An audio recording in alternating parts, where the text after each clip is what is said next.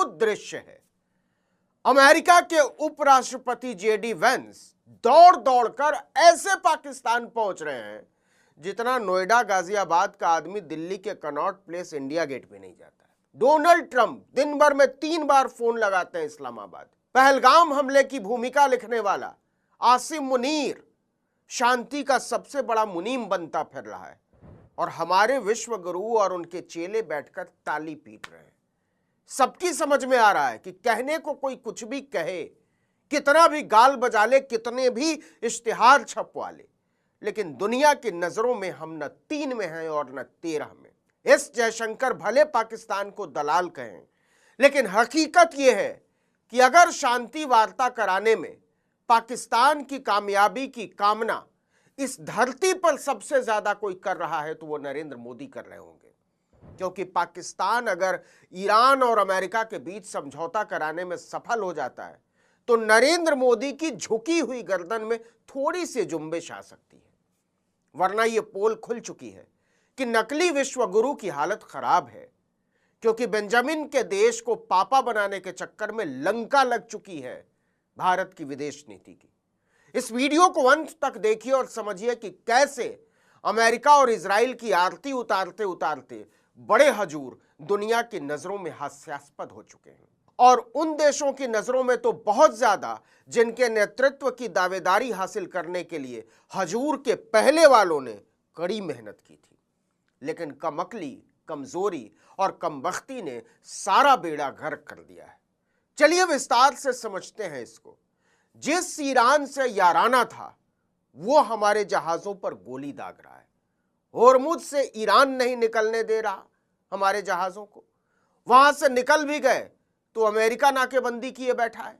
वैसे तो डोनाल्ड से लेकर बीबी तक सब दोस्त ही हैं हजूर के, लेकिन अब सबने मिलकर तेल निकाल रखा है भारत का। विश्व गुरु का क्या है, उनके मशरूम की सप्लाई मुसलसल जारी है, लेकिन इसकी भारी कीमत भारत की जनता चुका रही और चुकाएगी। अब डूबी हुई लुटिया को बचाने के लिए इतिहास के सबसे नाकाम राष्ट्रीय सुरक्षा सलाहकार अजीत डोवाल को सऊदी अरब भेजा गया, और डोवाल के अरब की धरती पर उतरते ही दिल्ली की गोदी मीडिया में फैलाया जाने लगा कि मोदी के जलवे का प्रसार करने सऊदी गए हैं डोवाल। विदेश मंत्रालय के प्रवक्ता रणधीर जायसवाल ने कहा कि प्रधानमंत्री के निर्देश पर खाड़ी देशों में हमारा आउटरीच जारी है। आउटरीच कहते हैं गिड़गिड़ाने को। इसी कड़ी में राष्ट्रीय सुरक्षा सलाहकार अजीत डोवाल सऊदी अरब पहुंचे, जहां उनकी अलग अलग सऊदी नेताओं के साथ अलग अलग मसलों पर बात हुई। भाई वाह। इस दौरान उन्होंने ऊर्जा मंत्री, विदेश मंत्री और सऊदी अरब के सुरक्षा सलाहकार के साथ बैठक की। यह भी बताया गया कि द्विपक्षीय संबंधों की समीक्षा और क्षेत्रीय हालात पर विचारों के आदान प्रदान के लिए और आपसी हित के अन्य मुद्दों को लेकर यह मददगार साबित हुई। लेकिन सवाल है कि किस तरह से साहब, क्या होर्मुज से हमारे जहाज निकलने लगे हैं? सीधी बात करिए। या कम से कम इतनी गारंटी दी जा सकती है कि हमारे जहाज सुरक्षित है, उन पर गोली नहीं मारी जाएगी? और यह गारंटी देगा कौन? सऊदी अरब देगा, संयुक्त अरब अमीरात देगा, या ईरान और अमेरिका देंगे? लेकिन हम जा कहां रहे हैं, सोच कर देख लीजिए। जो करना है वो अमेरिका कर रहा है, इजराइल कर रहा है, ईरान कर रहा है, और राहत कहां ढूंढ रहे हैं हम? हमारे विश्व गुरु ईरान का नाम तक लेने में कांप रहे हैं। वो इजराइल के साथ गठजोड़ दिखाते हैं, और फैलाया जा रहा है कि भारत फारस की खाड़ी में फंसे अपने जहाजों को सुरक्षित निकालने के लिए ईरान के साथ लगातार संपर्क में बना हुआ है। विदेश मंत्रालय के प्रवक्ता ने कहा, हम ईरान और अन्य देशों के साथ संपर्क में हैं ताकि होर्मुज स्ट्रेट से अपने जहाजों को सुरक्षित निकाल सके। उन्होंने कहा कि होर्मुज में जहाजों पर फायरिंग की घटना की जानकारी मिलते ही हमने इसे मजबूती से उठाया। लेकिन उसका हुआ क्या? रणधीर जायसवाल ने कहा, हमने ईरानी राजदूत को बुलाया, तलब किया, विदेश सचिव के साथ मीटिंग में उन्हें घटना को लेकर हमारी चिंताओं से कड़ाई से अवगत कराया गया, और इस बात को दोहराया गया कि हमारे लिए हमारे नाविकों की सेफ्टी और सिक्योरिटी बहुत ज्यादा जरूरी, महत्वपूर्ण है, और उनकी आवाजाही निर्बाध होनी चाहिए। तो हो गई निर्बाध, मान लिया ईरान ने। ईरानी राजदूत ने तो विदेश मंत्रालय से बाहर निकलते ही कहा, ठीक है, हम भारत की चिंताओं की जानकारी अपने मुल्क के अधिकारियों तक पहुंचा देंगे। क्या ईरान ने कहा कि हमसे गलती हो गई, या आगे से हम ध्यान रखेंगे, या आपके जहाजों पर हमारी कोई पाबंदी नहीं होगी? तो इसका सीधा जवाब है नहीं।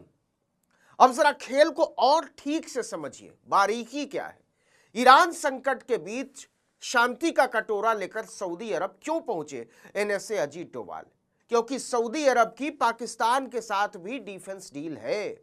साथ ही सऊदी अरब उन खाड़ी देशों में भी शामिल है जो अमेरिका और इजराइल के साथ युद्ध की वजह से ईरान का निशाना बना है। लेकिन विश्व गुरु के माथे पर आए पसीने की जो असली वजह है वो ये कि सऊदी ब्रिक्स का भी सदस्य है, जिसमें ईरान और संयुक्त अरब अमीरात भी शामिल है, और इसकी प्रेसिडेंसी अभी भारत के पास है। खेल यहां है। इससे भी बड़ी बात, इसी महीने दिल्ली में इसकी एक बड़ी बैठक भी होने वाली है। ब्रिक्स का मतलब मुख्य तौर पर है बी से ब्राजील, आर से रशिया, आई से इंडिया और ईरान, सी से चाइना और एस से साउथ अफ्रीका। इसके अलावा इजिप्ट, इथियोपिया, सऊदी अरबिया, संयुक्त अरब अमीरात और इंडोनेशिया भी इसके सदस्य हैं। इसमें न तो इजराइल है और न अमेरिका है। तो सोच कर देखिए, ब्रिक्स के सदस्य देश पर हुए हमले को लेकर अध्यक्षता कर रहे देश के विश्व गुरु का रुख क्या होना चाहिए था? उन्होंने अभी तक ईरान पर इजरायली अतिक्रमण की निंदा भी नहीं की है, और तो और ईरान के सुप्रीम लीडर की बर्बर हत्या पर शोक तक नहीं जताया, संवेदना तक नहीं जाहिर की। हम फिर से याद दिला दें कि ईरान ब्रिक्स का सदस्य देश है और भारत अभी इसकी अध्यक्षता कर रहा है। इससे दुनिया तो छोड़ दीजिए, ब्रिक्स में ही भारत की साख का धुआं हो चुका है। नैतिक सर्वोच्चता की बत्ती लगाकर इजराइल की तरफदारी का जो परचम लहराया गया है, उसने भारतीय नेतृत्व को संसार के सबसे कायर राष्ट्राध्यक्षों में शुमार कर दिया है। आप शायद इस बात पर हैरान रह जाएंगे कि ब्रिक्स G20 के बाद संसार के सबसे प्रभावी अंतर्राष्ट्रीय समूहों में से एक है। यह संसार की लगभग 50% आबादी का प्रतिनिधित्व करता है। वैश्विक जीडीपी में ब्रिक्स देशों की भागीदारी लगभग 40% है और वैश्विक व्यापार में हिस्सा 26% है। ऐसे ताकतवर समूह के अध्यक्ष की कुर्सी पर बैठा नेता अगर अपने सदस्य देश के लिए आवाज उठाने से भाग खड़ा होता है और उसके हमलावरों के आगे गुलाटियां मारता नजर आता है, तो सोचिए दुनिया में हमारी साख क्या ही रह जाती है। हकीकत यह है कि जब दिल्ली में ब्रिक्स की बैठक होगी तो ईरान के प्रतिनिधि के सामने नकली विश्व गुरु की नजरें झुकी होंगी, क्योंकि उनसे पूछा जाएगा कि एक ऐसे कमजोर नेता को अध्यक्ष बनाने का फायदा क्या, जो अपने सदस्य देशों के हितों से भी ज्यादा उसकी संप्रभुता पर डर के मारे जुबान तक न खोलता हो। और इस सवाल के समर्थन में जब रूस, चीन और ब्राजील जैसे बड़े देश खड़े होंगे, तो भारत की उम्मीद सऊदी अरब और संयुक्त अरब अमीरात जैसे देशों से लगी होगी कि ऐसी बेइज्जती की सूरत में कम से कम तुम तो साथ मत छोड़ना। जरा सोचिए भारत की क्या स्थिति हो गई है कि अपनी इज्जत बचाने के लिए हमें अंगुल अंगुल भर के देशों के आगे गिड़गिड़ाना पड़ रहा है, और हमें ऐसी स्थिति में पहुंचा देने वाले की पालकी उठाए घूम रहा है मीडिया कि देखो देखो यही अपना विश्व गुरु है जो ट्रंप और नेतन्याहू के आगे